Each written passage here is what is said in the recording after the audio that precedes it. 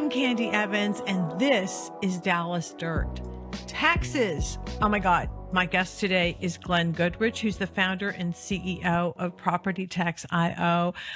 We have been long partners on CandysDirt. He's one of my favorite people because anybody who fights property taxes is like my best friend. And he fights it with a knowledge that is scientific and analytical. And I'm going to let you tell us about yourself. And also, Glenn, if you'll tell us about Property Tax IO. Sure.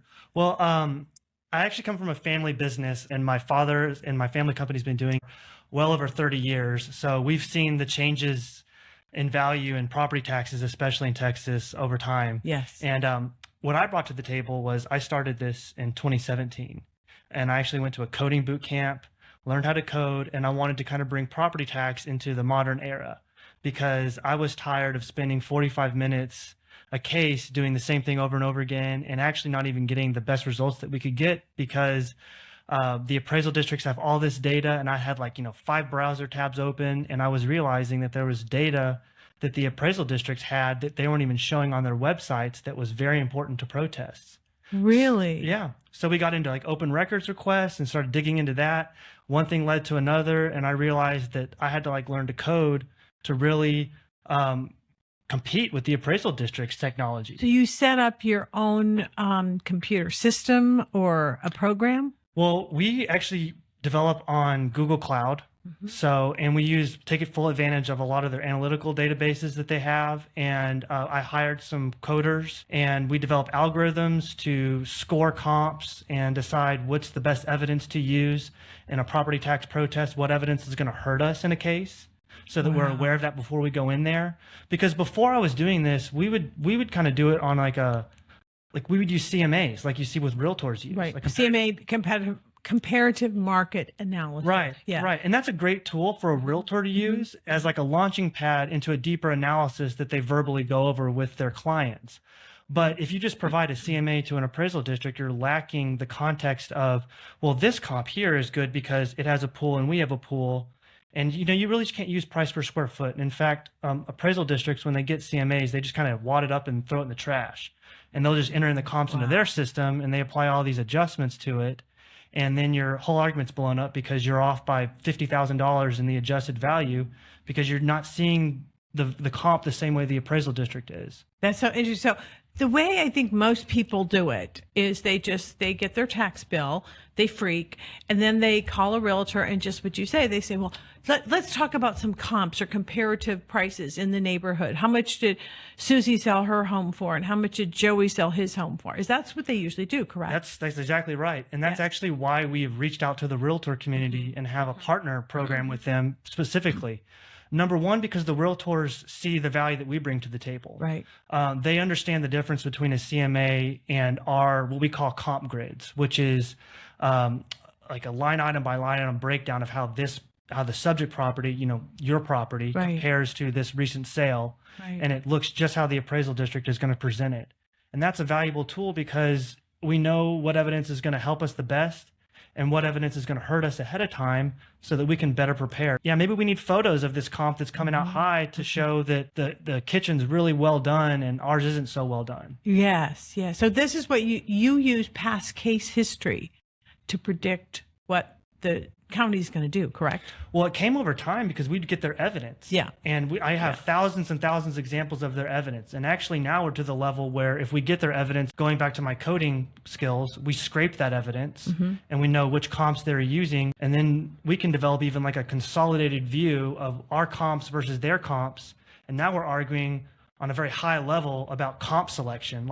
We don't think the appraisal district should use this comp because here's where it is on the map, and it's this size and we're this size, and we think we have a better comp selection because we have a tighter group around the subject property. Closer in. Yeah, closer in. Yeah. And so we can really talk at a level that I don't think anybody else in our industry can really talk at. That's one thing I love about your company and why we are so proud to be, partnering with you and featuring you on Candy's Dirt. Taxes are a big thing in Texas. I mean, how are they different in other states? And we can use California as an example. Well, I mean, California, for one, they have not only a property tax, but they have a state income tax Right. as well. And I mean, We in Texas, don't. yeah, in Texas, it's actually illegal. There's Yeah. a constitutional amendment Right. that says we that can never have one. right, that we Right. can't have one. And without changing the Constitution. Right, without which, amending, which would be you a know. big task.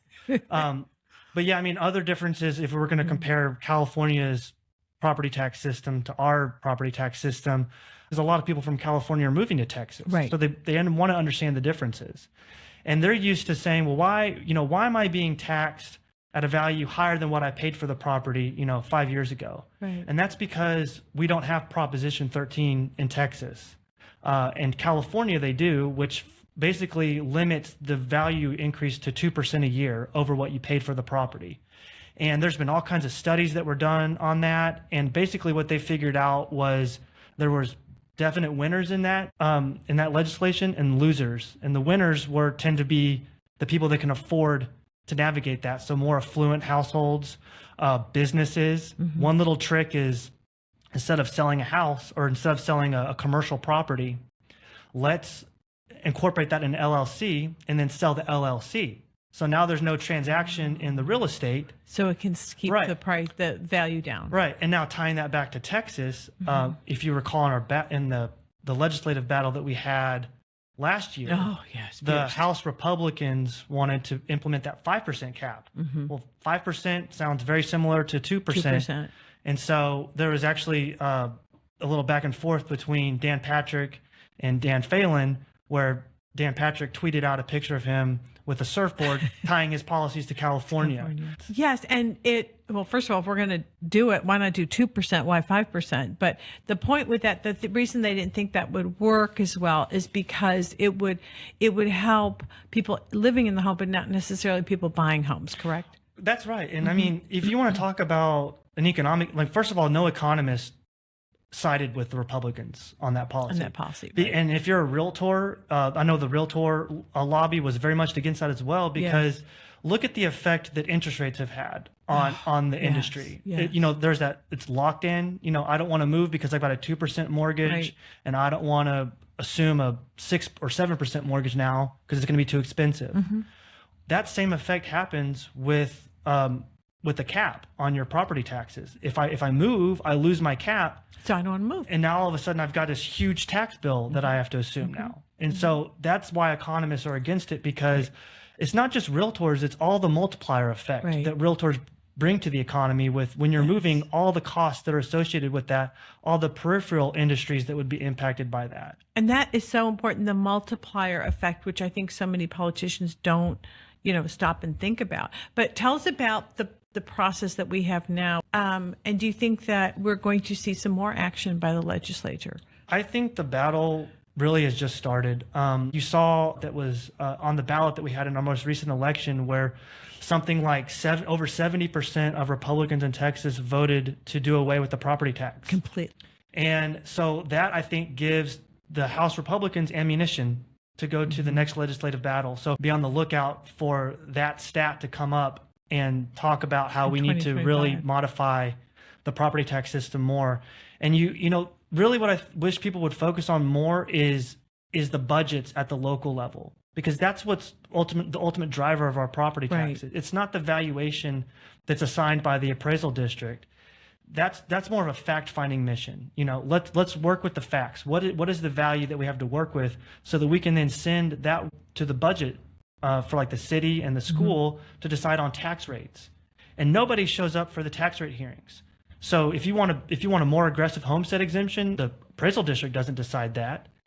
Your elected representatives at the state level have some say-so in that, mainly through the school district, which is why you saw that 40,000 homestead exemption increase to 100,000 that did just pass, and that was good. But if you want like a more aggressive, that's just the minimum required. They can offer above that at the local level, and then your city can also offer homestead exemptions as well. They can lower tax rates. So it's the overall budget that needs to be focused on more than, and that's why the caps, I think, is just this smoke and mirrors argument. You put a 5% cap in, well, all they're going to do is increase their tax rates or decrease exemptions to make up what their budget needs. Right. So it's done nothing really. It's a phony panacea. It's just giving you something to make you happy and go away. Right. It makes for good headlines, but it's terrible policy and it's bad for your pocketbook. Right. And the city is the place where it starts. And that's why I get so angry when I hear at election time council people saying, and we lowered your taxes. You did not lower our taxes. Right. You maybe lowered the value or the percentage, but it was the state that lowered the taxes, not council people. Well, and they like to look at if values don't go up very much, right. your tax bill goes up still because they're going to increase the maximum amount they can increase. So if you're a school district, they can increase the budget a maximum of 2.5% without seeking voter approval. And if it's a city, it can be 3.5%. Wow. So there's nothing stopping them from going up the maximum 2.5 to 3.5. And that's actually, it used to be over 8% that they could increase it. And that was the Senate that in 2020 passed legislation to cap it at 2.5%. Wow. So, but that largely went unnoticed, surprisingly. And people, I think correctly, a lot of reasons focus on the value that the appraisal district spits out, which is why you see the House Republicans turning back to the cap, because that impacts the appraisal district valuations that come out. I want to talk about how people can protest their property taxes. So it's going to happen. The appraisals are going to come. Get your Xanax ready, right? Xanax and whiskey, right? Yeah. Not together. I know. Not together. But they're going to get them in the mail. What should they do? Yeah, I mean, the first thing you should do is really consider filing a protest. That's a growing segment of the population that's doing that, but it's still only 25% of homeowners. Okay, only 25% of homeowners. 25 to 30%, depending on which county you're in. I think in Dallas last year, it was like 25%. Wow. What's funny about that is you look at the tax roll commercial property versus residential property. All the commercial properties protest every year. You're the best person to interview. I was going to ask you, don't commercial properties protest more often? Right. Because they're professional companies, they're large companies, they have someone in-house who can do it. Well, they hire outside, but they have somebody looking at the bottom line in-house. Right. They have a comptroller, right, or they have somebody run the books, yes, and they approach it like a business. Right. And I think that mindset needs to be taken to the household. We all have household budgets, especially nowadays with inflation the way that it is. I mean, I know that I'm looking at our grocery bills. Oh, I know. And I'm like, where can we cut? I'm cutting this streaming service, or whatever. Right. And so that mindset needs to be taken to the household, like the property taxes and filing a protest. We need to be acting more like the commercial side of things. The other interesting thing is so many of the urbanists tell me that they'd rather see higher density, fill city blocks with more apartments than homes, because they'll make more on those taxes because, you've got more density. Right. But those companies are also the more sophisticated. They're going to fight the property taxes more than the homeowners will. And they file lawsuits. So it's not just a protest. Like they go to battle, and they get the value way lower than what it would sell for, because they can afford it, and they hire these companies and they sue every year.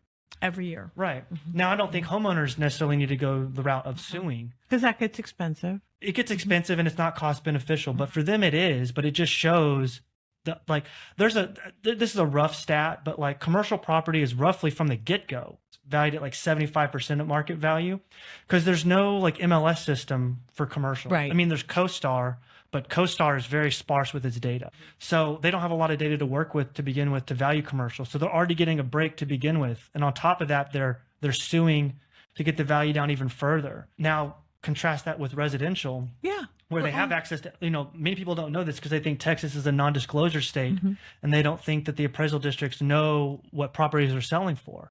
But they do. They do. They have, a lot of them have access to the MLS systems. Right. And if it's not in the MLS, they look at the loans. They look at the loans on the deed, right? And they'll kind of apply standard loan to value ratios and kind of back into it. Right. So whereas like commercial is valued at notice at 75%, maybe after protest it gets knocked down to 60% of market value. Residential from the get-go starts at like 98% of market value, and maybe after a protest gets down to like maybe at best 95% at market value. Wow. So there's a very big discrepancy between commercial and residential. A lot of that is because just residential just sits out and they don't take action by filing a protest. And a lot of people, they want to handle it themselves. There's another stat with that. Most people that file a protest by themselves, 50% of those people will not show up for the hearing because life happens. I'm angry. I got my notice. Like you said, I'm taking my Xanax and whiskey, not together. Not together. Yeah. But I'm looking at that and I'm mad. So I'm going to file a protest, go online, file a protest. That's super easy. File an online protest. What's hard is to see it through. Right. Because they'll make it for like June 6th at 6 a.m. or 8 a.m. or something. Or you have to research the case. You have to get evidence and all of that. And you said people call the realtor, but if they don't, a lot of them don't have access to a realtor. They don't even think to do that. And they'll just kind of go on Zillow. Again, Zillow is one of those things that the appraisal districts just laugh at. Yes. So, I mean, if you are going to do it yourself, a route to go is to take photos and show your property is in as good a condition. And that's a valid route to go on your own. But I mean, really, because if you're in a home division, let's say you live in a subdivision where a developer developed the homes, they're all pretty much the same, 3 bedrooms, 2 baths, you may have a different color or you may have a different configuration. But in areas like in Dallas, like say Preston Hollow, Lakewood, even Oak Cliff, you've got homes that have been around for years and people have made changes and additions and they've improved them and they've added swimming pools and they've added media rooms and things like that. So that's where it's really difficult. Yeah, mass valuation in Dallas, using computer modeling to value in Dallas is really difficult. And that creates opportunity. So a lot of people think that filing a protest, and I mean, I've actually talked to people that, because when I first started out, we were actually like a do-it-yourself solution, which we are not anymore. We've now handled the whole process. But when I was doing that, I was coaching a lot of people, like thousands of people. Because it was not just here's the evidence and you're on your own. It was like, here's the evidence and now we're coaching you through the process. A lot of them would get scared with filing a protest because they were scared to disagree with this, what they interpret as, they thought they're going to go from a jury and all this stuff. So I think that's why a lot of people just don't even file a protest because they don't want to get into a fight. But I mean, I approach it from a totally different way. That's not how this system was set up. It's called proposed value. The appraisal district is proposing this value to you, and they invite you to file a protest and show us where you're wrong. So what are people afraid of? Are they afraid that maybe, what's the worst case scenario that could happen from filing a protest? What's the worst case? There is none. I mean, there's no risk to filing. They're not going to make them higher. Some people just get nervous about presenting evidence in front of a body of people that they think know more about it than they do, and they don't want to look bad. And honestly, when I first started out, that's how I felt, which drove me to develop the technology that we did, so that I would actually go in there knowing and flip the script. Now we have the upper hand. We know more about it than they do going into it. So the way I understand it is you guys charge by what you save, correct? Right. It's all contingency. So we charge. Now there are other firms out there that charge maybe a sign-up fee or a flat fee up front. We don't do that. We make it all risk-free for our clients. So we charge a percentage of the savings. And actually what we've done for most properties is we've offered a capped fee. So in other words, if our percentage of the savings exceeds a certain amount, we cap it and we don't charge any more than that. Wow. So for most properties, it's 35% of the savings with some cap fee with it. And that varies depending on the value of the property. Right. And then if it's over $1 million, we charge 40% because a lot of appraisal districts have a rule with values over $1 million that it has to go through a certain process before they lower value. Usually has to go fully to the appraisal review board. Well, let's talk about the new ARB because we're voting on these new members who are running, and this was so thrown together. I swear to God, this is like a meatloaf, because like they decided to just in December get some people to run, and now there's an election. May, yes. Right. Yeah. So what happened with that? This goes back to that Proposition 4, that was on the ballot in November of 23, where most people knew about the homestead exemption being increased from 40,000 to 100,000. And they didn't know anything else about Prop 4, but there were other things in there like lowering tax rates, which was actually very good. But this one thing that nobody knew about was this newly elected position on the appraisal district board, not the appraisal review board, but the appraisal district board. So the appraisal district board is this body that's made up of people appointed to it by the taxing jurisdictions. So it's a bureaucracy. It's not. You're not elected to be on the appraisal district board. And they have two main responsibilities. One is approving the budget of the appraisal district, and the second is hiring and firing the chief appraiser. Now the appraisal district board has a new responsibility, and that is to appoint the appraisal review board members. It used to be done through a district judge, and now they've given that responsibility to the appraisal district board, and now they're going to have 3 elected positions on that board. And those 3 elected people have the ability, some like super veto power over who gets on and off the ARB. Oh. So that gives the point behind that is to give the electorate more control over the appraisal review board, right. the quality of the members of the appraisal review board, because that is by and large the biggest complaint in the process. So there's this new thing that's happening now that's never happened before, where they're auditing the homestead exemptions. So if you have a homestead exemption, you're used to just, I'm filing it once and I'm done. I don't have to do it every year. Now that the state is supplementing school district funding, they say, okay, well, we want you to audit your homestead exemptions every 5 years. If a particular exemption doesn't pass the audit, the homestead exemption gets removed. And I've already seen that in several cases from people in West Dallas, South Dallas, some elderly that have had homestead exemptions forever, and they were able to file it without a driver's license. Now they're not going to pass the audit because there's no driver's license on file. And so they're going to have the exemption pulled, and it's going to be some confusing document that comes in the mail, and they're not going to know what to do with it. And what's really bad about it is they are doing this now, actually. They've been doing it. I know Dallas Appraisal District has been doing that, and values are about to come out. So if you don't have a homestead exemption on the property, you now lose your 10% homestead cap when values come out. So you're not only losing that exemption, but now your value can just skyrocket. Wow. So the bottom line is it's getting a lot more complex. Yeah, and I would say, we don't charge on anything with exemptions. Mm-hmm. And we do have some competitors now that are starting to charge a percentage of the savings on exemptions, which I don't really get. There's lots of good competitors that I have, friendly competitors. Right. But ask that question, do you charge for exemption? Okay. So we should be able to get the exemptions taken care of, and you'll come in and you will just do a cap on fees, or you'll do 35 to 40% of what's saved. Right. Yeah. That's it. Thank you, Glenn, for joining us today. That's Glenn Goodrich, the founder and CEO of Property Tax IO, helping you navigate your property taxes as we do on CandysDirt.com. Please stay tuned for more on this, and thank you so much for joining us today at Dallas Dirt.